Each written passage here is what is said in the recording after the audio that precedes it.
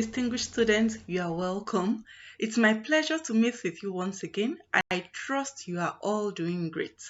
This is LIS 206, Introduction to Information Science. The topic before here us today is Lesson 2.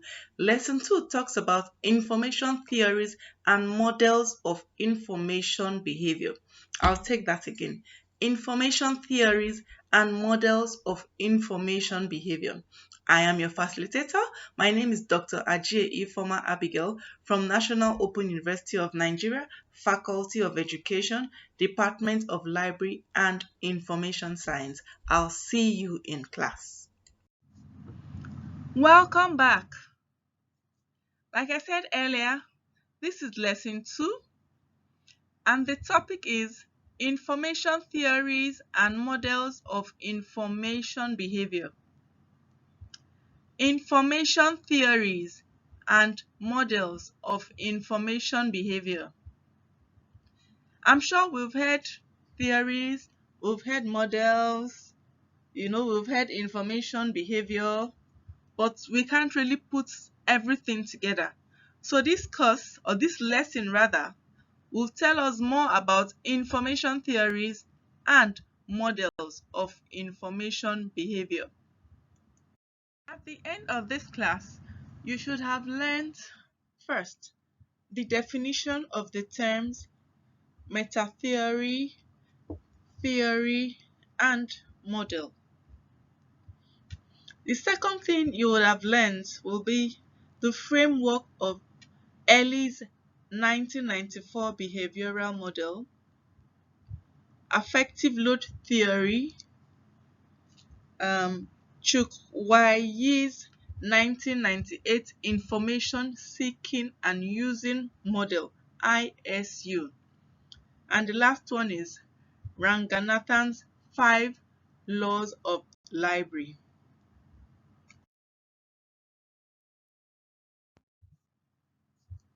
I have a class activity for you. What do you understand by the terms model, theory, and meta-theory? What do you understand by any of the terms model, theory, and meta-theory? Well, let me help you out. Meta-theory is a theory that is concerned with the investigation, analysis, or description of a theory itself. Theory, on the other hand, is a system of assumptions, accepted principles, and procedures that are devised to analyze, predict, or explain the nature of a behavior of a specified set of phenomena. And a model, on the other hand, is an idea or structure that is still being tested. Some of these terms are being confused, but now I believe that you can differentiate each of them. There are 8 stages of Ellie's 1994 behavioral model. The first step is called starting, followed by browsing, then chaining, monitoring, differentiating, extracting, verifying, and the final stage is ending.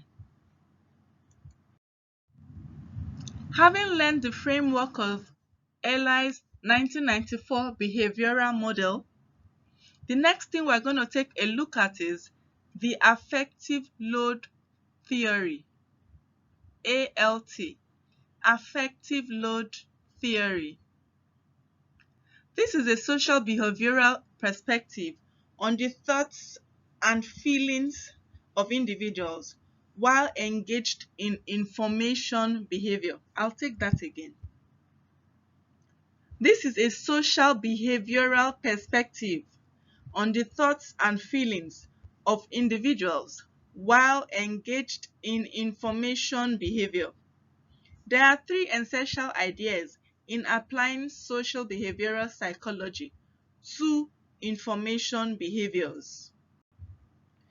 And these three essential ideas are: the first one is the mental capacity of information users, both cognitive and affective. The second one is affective behavior initiates, it maintains, it terminates cognitive behavior. The third one is affective behavior operates within a binary value system, that is on or off, or positive or negative.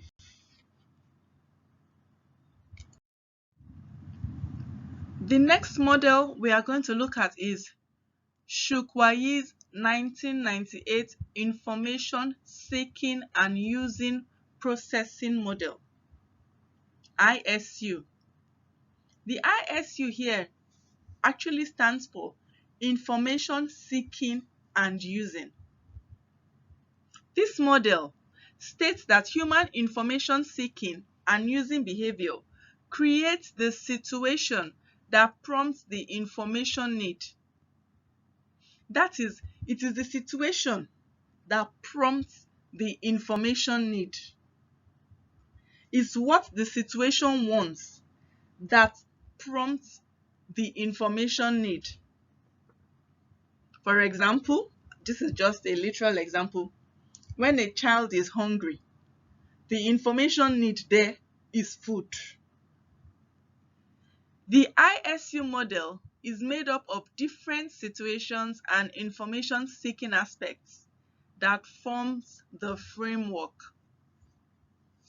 There are 7 situations and they are self-explanatory. The first one is task initiating. You know, when you're about starting something, when you're about initiating something. So task initiating, that's the first one. The second one is focus forming. Just like the two words implies, focus forming. The third one is ideas assuming. The fourth one is ideas confirming. Like I said, they are all self-explanatory. The fifth one is ideas rejecting. Haven't initiated a task, haven't focused on it, haven't assumed your ideas on it, you have tried to confirm it. This is the stage where your ideas are being rejected. That is, you are sieving out the ideas that are not needed. So the fifth stage is ideas rejecting. The sixth stage is ideas finalizing. The ideas that get to this finalizing stage are the ideas that are worthy, are the ideas that have been sieved out. And then the final stage is passing on of the ideas. At this stage, the ideas have been refined. They have passed through the 6 initial stages, and then it is now time to pass on these ideas because you are very sure of these ideas. So that is the model for Shukwayi's Information Seeking and Using, ISU. The next thing we are going to look at is Dr. Ranganathan's 5 Laws of Library Science. Dr. Ranganathan is the founder of the 5 Laws of Library Science. The first law is books are for use. The second law is every person his or her book. The third law is every book its reader. The fourth law is save the time of the reader. And the fifth law is the library is a growing organism. For books are for use, which is the first law, it implies that the library resources that are acquired can be accessed by users and can be used. The second law, which is every reader his or her book, or every person his or her book, simply means that every single person who is a library user has an information resource or a library resource that can satisfy their need.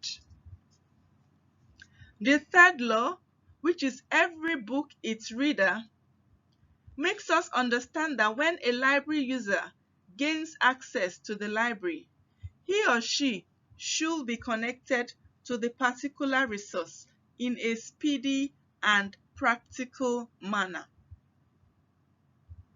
The fourth law, which is save the time of the reader, implies that the library user's time must not be wasted, in the sense that as long as he has reached the library, he or she must get what they came for. And then the fifth law, which is the library is a growing organism. The library grows in three ways. It grows in resources, it grows in users, and then it grows in employees. In summary, you have learned the difference between model, meta-theory, and theory. I also taught you about the framework of Ellai's 1994 behavioral model. You learned the affective load theory. You learned Shuk Wai's 1998 Information Seeking and Using Process Model ISU. And finally, you learned Ranganathan's 5 Laws of Library. For further questions, you can reach me on my email iajie@noun.edu.ng. My name is Dr. Ajie Ifeoma Abigail. Bye for now.